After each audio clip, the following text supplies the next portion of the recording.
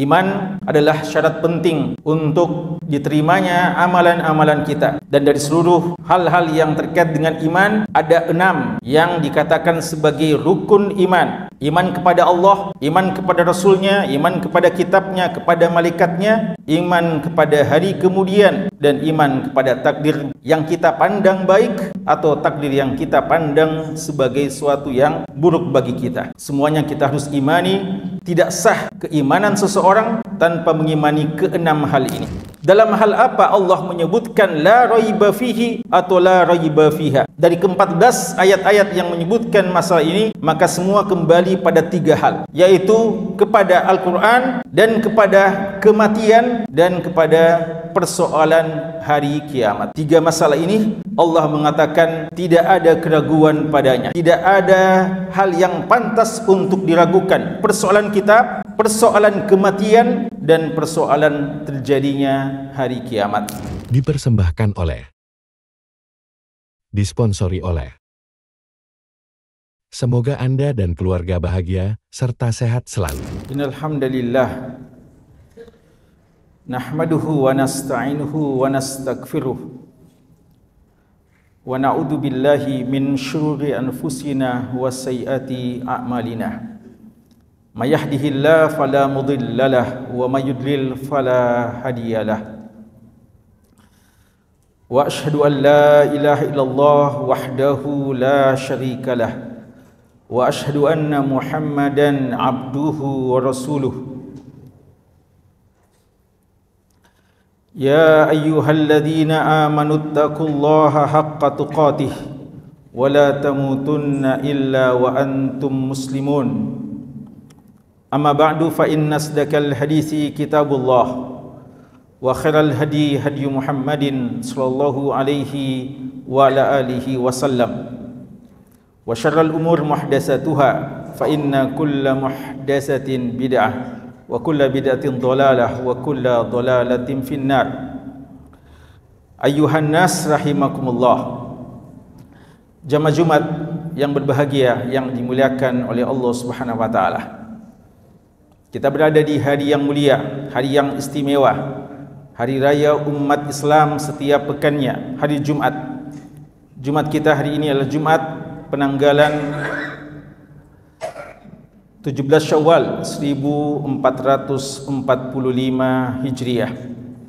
Hadirin sekalian, kedatangan kita pada hari Jumat menjawab seruan Allah Subhanahu wa taala yang memang ditujukan kepada mereka-mereka yang mengaku sebagai orang-orang yang beriman. 89 kali Allah telah menyeru dalam Al-Qur'annya dengan seruan ya ayyuhalladzina amanu. Salah satunya adalah seruan untuk menghadiri solat Jumat. Bahkan ditegaskan wazarul bai'. Ketika telah datang seruan Jumat, tinggalkanlah seluruh aktivitas jual beli, transaksi-transaksi dunia kalian untuk menjawab panggilan Allah Subhanahu wa taala. Iman adalah syarat penting untuk diterimanya amalan-amalan kita. Dan dari seluruh hal-hal yang terkait dengan iman, ada 6 yang dikatakan sebagai rukun iman. Iman kepada Allah, iman kepada Rasulnya, iman kepada kitabnya, kepada malaikatnya, iman kepada hari kemudian, dan iman kepada takdir yang kita pandang baik atau takdir yang kita pandang sebagai suatu yang buruk bagi kita. Semuanya kita harus imani. Tidak sah keimanan seseorang tanpa mengimani keenam hal ini. Jemaah sekalian, namun ada hal yang perlu untuk kita cermati pada ayat-ayat Allah Subhanahu wa taala. Ketika begitu banyak Allah menyebut tentang masalah keimanan, ada beberapa ayat. Di ayat tersebut Allah Subhanahu wa taala ketika menyebutkan beberapa masalah, Allah mengatakan la raiba fihi atau la raiba fiha. Tidak ada keraguan padanya. Tidak pantas ada keraguan padanya. Dan kalau kita melihat ayat-ayat yang seperti ini dalam Al-Quran, maka paling tidak 14 kali Allah Subhanahu wa taala menyebutkan tentang masalah ini. Tidak ada keraguan padanya. Artinya tidak pantas ada keraguan padanya. Dalam hal apa Allah menyebutkan la raiba fihi atau la raiba fiha? Dari ke-14 ayat-ayat yang menyebutkan masalah ini, maka semua kembali pada 3 hal, yaitu kepada Al-Quran, dan kepada kematian, dan kepada persoalan hari kiamat. 3 masalah ini Allah mengatakan tidak ada keraguan padanya. Tidak ada hal yang pantas untuk diragukan. Persoalan kitab, persoalan kematian, dan persoalan terjadinya hari kiamat. Dalam kesempatan khutbah yang singkat ini, insya-Allah kami mau mengingatkan kepada kita akan 3 persoalan ini yang tidak boleh sedikit pun ada keraguan pada hati-hati kita. Yang pertama adalah persoalan kitab, Alkitab atau Al-Quran. Allah Subhanahu wa taala di awal-awal ayat di surat Al-Baqarah ketika memulai dengan Alif Lam Mim, Allah Subhanahu wa taala langsung mengatakan dalikal kitab la raiba fihi. Dalikal kitab la raiba fihi, atau dalikal kitab la raib fihi hudal lil muttaqin. Inilah kitab yang tidak ada keraguan padanya sebagai petunjuk bagi orang-orang yang bertakwa. Dan ulama menyebutkan kenapa Allah memulai dengan dalikal kitabu la raiba fihi hudal lil muttaqin. Ini sebagai jawaban dari permintaan yang selalu kita pinta setiap harinya, yang tidak sah solat kita kecuali berdoa dengannya, yang kita selalu baca pada setiap rakaat solat kita. Doa kita ihdinas siratal mustaqim. Kita minta petunjuk untuk berjalan di jalan yang lurus. Setiap hari wajib kita membaca doa ini. Bahkan harus kita baca minimal 17 kali dalam setiap hari, setiap malamnya. Dan tidak sah solat kita tanpa membacanya, dan mungkin tidak sah keislaman kita tanpa membacanya. Ketika kita minta petunjuk kepada Allah, petunjuk pada jalan yang lurus, Allah langsung menjawab di surat selanjutnya, dalikal kitab la raiba fihi hudal lil muttaqin. Ini adalah petunjuk bagi orang-orang yang bertakwa. Dan ini sejalan dengan apa yang Allah firmankan di surat Az-Zukhruf, surat ke-43 di ayat ke-43, ketika Allah mengatakan fastamsik billadzi uhiya ilaik innaka ala siratim mustaqim. Berpegang teguhlah terhadap apa yang Allah turunkan kepadamu, yaitu Al-Quran. Di saat itulah engkau berada di jalan yang lurus. Maka ketika kita selalu minta kepada Allah dengan penuh penghayatan dalam setiap solat kita, dalam setiap rakaat kita, ihdinas siratal mustaqim, jawabannya petunjuk untuk kita berada di jalan yang lurus adalah kitab Al-Quran ini. Tidak ada keraguan padanya. Di ayat yang lain di surat As-Sajdah, di awal-awal surat As-Sajdah, surat yang disunnahkan setiap Jumat subuh kita membacanya, Allah Subhanahu wa taala mengatakan Alif Lam Mim tanzilul kitab la raiba fihi mir rabbil alamin. Dia datang dari Allah Subhanahu wa taala, Rabb pemilik sekalian alam. Maka ini hal yang paling patut kita imani dengan keimanan yang sempurna, dan tidak boleh dicampuri dengan secuil pun keraguan pada hati-hati kita, yaitu kitab ini, Al-Quran ini adalah suatu kebenaran yang tidak boleh kita ragui, dan tidak boleh ada dugaan adanya kesalahan pada Al-Quran.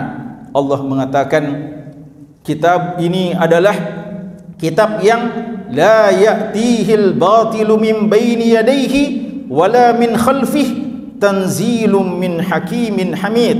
Tidak datang kesalahan, kebatilan pada bagian awalnya, tidak juga pada bagian akhirnya, dan dia datang dari Allah yang maha bijaksana dan maha terpuji.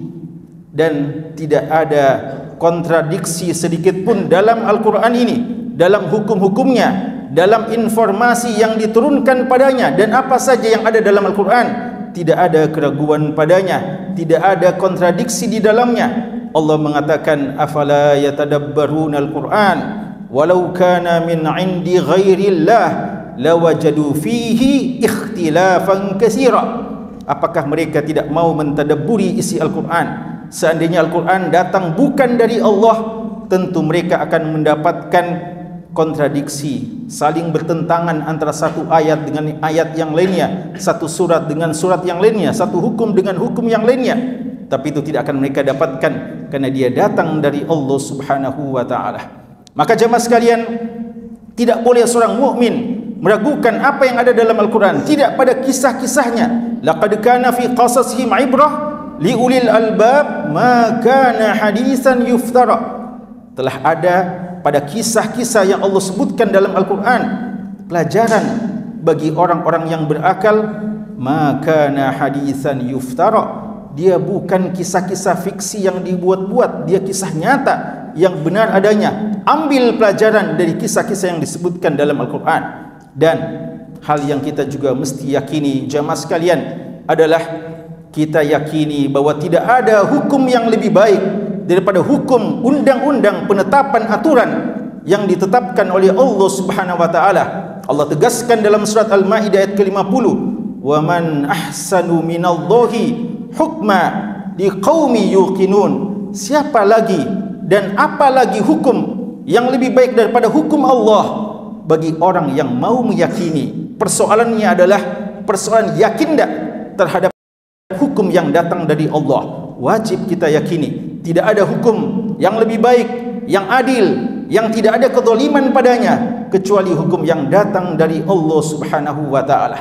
Maka ini di antara hal-hal yang penting kita buktikan ketika kita mengatakan kitab ini adalah la raiba fihi. Kita benarkan semua apa yang ada di dalamnya, dan kita yakin bahwa dialah yang paling pantas untuk mengatur segala urusan kehidupan kita di dunia ini untuk mencapai kebahagiaan di akhirat kelak. Yang kedua, la raiba fihi dalam Al-Quran disebutkan dalam persoalan kematian. Allah Subhanahu wa taala mengatakan dalam surat Al-Isra, awalam yarau annallaha alladhi khalaqas samawati wal ard qadirun ala ay yakhluqa mislahum wa ja'ala lahum ajala la raiba fihi fa'abadh zalimun illa kufura. Kata Allah, dan ini Allah sebutkan setelah sebelumnya Allah menukil perkataan orang-orang yang meragukan mungkinkah kita dibangkitkan setelah kita menjadi tulang belulang. Apakah mungkin ada kebangkitan setelah orang dikuburkan menjadi tulang belulang, bahkan nanti menjadi tanah yang tidak lagi terlihat?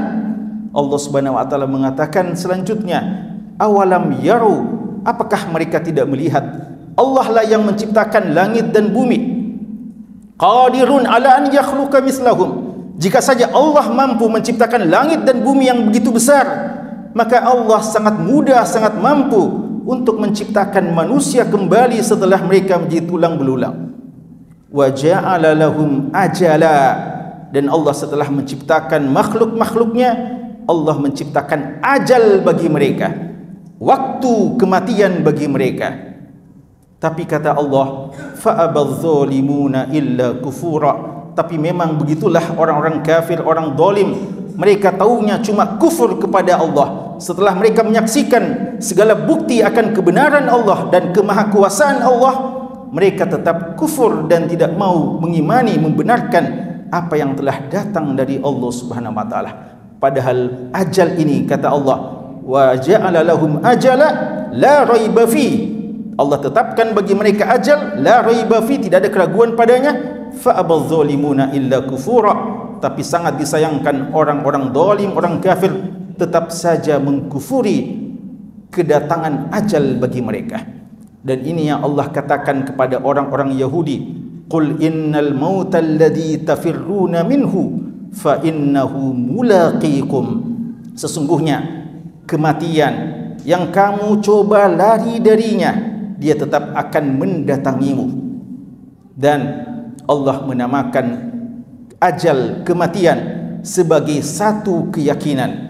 Karenanya Allah mengatakan wa'bud rabbaka hatta ya'tiyakal yaqin. Sembahlah Tuhanmu sampai datang keyakinan padamu. Maksudnya ajal maut kepadamu. Maka jemaah sekalian, ajal, kematian adalah sesuatu yang Allah katakan la raiba fihi, tidak ada keraguan padanya. Atas dasar itulah seorang tidak mungkin lari dari kematian. Tugasnya adalah bagaimana dia mempersiapkan kematian yang terbaik. Tidak ada kesempatan untuk lari dari kematian. Ainal mafar, di mana lagi tempat untuk lari? Dia pasti datang kepada kita. Walau kuntum fi burujim musyayyadah, bahkan walaupun kita mencoba bersembunyi di benteng yang sangat kokoh, kematian pasti mendatangi kita, cepat atau lambat. Entah kita dalam keadaan sakit yang sudah lama, atau mungkin barusan sakit, atau mungkin kita dalam keadaan sehat walafiat, ajal datang menjemput kita. Usia kita mungkin panjang, usia kita mungkin baru usia balik, atau mungkin kurang dari itu, atau mungkin sebagian anak kita baru hitungan hari telah dipanggil oleh Allah. Semua adalah sesuatu kepastian yang tidak ada keraguan padanya. Maka dasar inilah yang menjadikan kita mempersiapkan kematian yang terbaik dan membuat kita untuk tidak mencintai dunia secara berlebihan. Karena cinta kepada dunia secara berlebihan menyebabkan kita lupa akan kematian. Nabi sallallahu alaihi wasallam telah mengatakan, aksiru min dzikri hazimil ladzat, perbanyaklah kalian untuk mengingat pemotong-pemotong kelezatan. Apa itu pemotong-pemotong kelezatan? Yaitu kematian. Jangan sampai dunia yang fana ini, kesenangan yang semu ini, kesenangan yang sebentar ini membuat kita betah lalu lupa untuk mempersiapkan kematian yang terbaik untuk mendapatkan kebahagiaan hidup yang kekal abadi di surga Allah Subhanahu wa taala. Dunia sementara, persiapkanlah yang terbaik untuk kematian kita, untuk kelak kita dibangkitkan dalam hidup yang terbaik. Yang ketiga jemaah sekalian, hal yang tidak boleh kita ragu di dalamnya adalah kejadian hari kiamat dan kebangkitan, di mana Allah Subhanahu wa taala akan menghancur leburkan dunia, langit, bumi dan segala apa yang ada di dalamnya. Dan pada saat itulah datang hari untuk dihisab masing-masing perbuatan kita. Allah Subhanahu wa taala dalam surat Ali Imran mengatakan, ketika Allah Subhanahu wa taala mengutip perkataan orang-orang ulul albab, mereka mengatakan Rabbana innaka jami'un nas liyaumil la raiba fi. Ya Allah, Engkau akan mengumpulkan manusia pada hari yang la raiba fihi, tidak ada keraguan padanya. Dan pada saat itulah setiap orang akan dihisab dari seluruh amalan-amalannya. Siapa yang melakukan kebaikan akan mendapatkan yang paling pantas, dan siapa yang mendapatkan dosa, siapa yang melakukan dosa juga akan mendapatkan hukuman yang pantas. Dan ingat jemaah sekalian, di dunia ini kadang kita mendapatkan persidangan, keputusan hal-hal yang mungkin tidak mengenakkan kita, karena sesungguhnya persidangan yang hakiki dan persengketaan di antara manusia itu akan terselesaikan secara tuntas di hari kiamat kelak. Allah mengatakan kullu nafsin dha'iqatul maut wa innama tuwaffawna ujurakum yaumal qiyamah. Semuanya akan mati, dan wa innama tuwaffawna ujurakum, dan pahala-pahala kalian, balasan kalian nanti akan disempurnakan di hari kiamat. Orang yang melakukan kebaikan di dunia sudah akan mendapatkan ganjaran duniawi, tapi belum seberapa. Nanti akan mendapatkan yang jauh lebih besar di hari kiamat. Sedangkan pelaku kedzaliman, pelaku dosa dan maksiat sudah akan merasakan getahnya, akibatnya dari perbuatan kemaksiatannya, namun belum seberapa. Wa innama tuwaffawna ujurakum yaumal qiyamah, nanti akan mendapatkan balasan yang paling setimpal di hari kiamat kelak. Maka Allah mengatakan, faman zuhziha 'anil nar wa udkhilal jannah faqad faz. Siapa yang dijauhkan dari neraka dan dimasukkan ke dalam surga, itulah kemenangan yang hakiki. Itulah kesuksesan yang sejati. Wa mal hayatud dunya illa mata'ul gurur. Tidak adalah kehidupan dunia ini kecuali kehidupan yang sangat menipu. Barakallahu li wa lakum fil Qur'anil azim. Barakallahu li wa lakum fil Qur'anil azim wa nafa'ani bima fihi minal ayati wa dzikril hakim. Qultu ma sami'tum wastaghfirullaha li wa lakum wa lisairil mu'minin fastaghfiruh innahu huwal ghafurur rahim.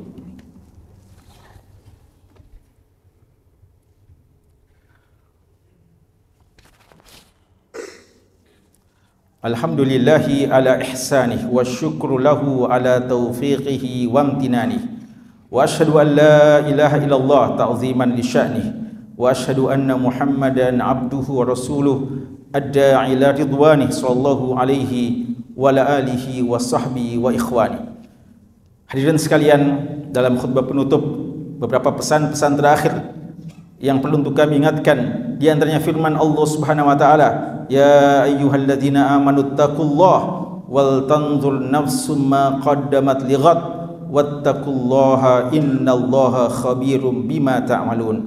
Wahai sekalian orang yang beriman, bertakwalah kepada Allah, dan setiap jiwa memperhatikan apa yang telah dia siapkan untuk hari depannya, hari esok. Hari esok adalah hari kiamat, hari kebangkitan, hari ketika kita dihisab oleh Allah Subhanahu wa taala. Allah Maha mengetahui terhadap setiap apa yang kita lakukan. Jamaah sekalian, hari Jumat adalah hari yang paling tepat untuk banyak mengingat kematian. Hari yang paling tepat untuk banyak mempersiapkan diri kita menghadap Allah Subhanahu wa taala. Karena Nabi kita sallallahu alaihi wasallam telah mengabarkan bahwa tidak akan terjadi hari kiamat kecuali pada hari Jumat. Apatah lagi di sana sini kita telah melihat saudara-saudara kita yang mungkin dipanggil oleh Allah dalam keadaan sehat walafiat. Di sana sini orang pada dipanggil oleh Allah Subhanahu wa taala. Suatu saat giliran akan datang pada kita. Maka jangan terpukau, terpesona dengan orang yang telah tenggelam dengan kenikmatan duniawi, lupa hari kebangkitan. Namun jadikan itu semua nasihat untuk kita lebih siap menghadap kepada Allah, siap mempertanggungjawabkan setiap amalan kita kepada Allah Subhanahu wa taala. Dan di hari Jumat ini juga kita berkesempatan untuk lebih banyak berdoa kepada Allah. Ada satu waktu di hari Jumat ketika kita berdoa pada waktu tersebut, setiap yang kita pinta pasti akan dikabulkan oleh Allah Subhanahu wa taala.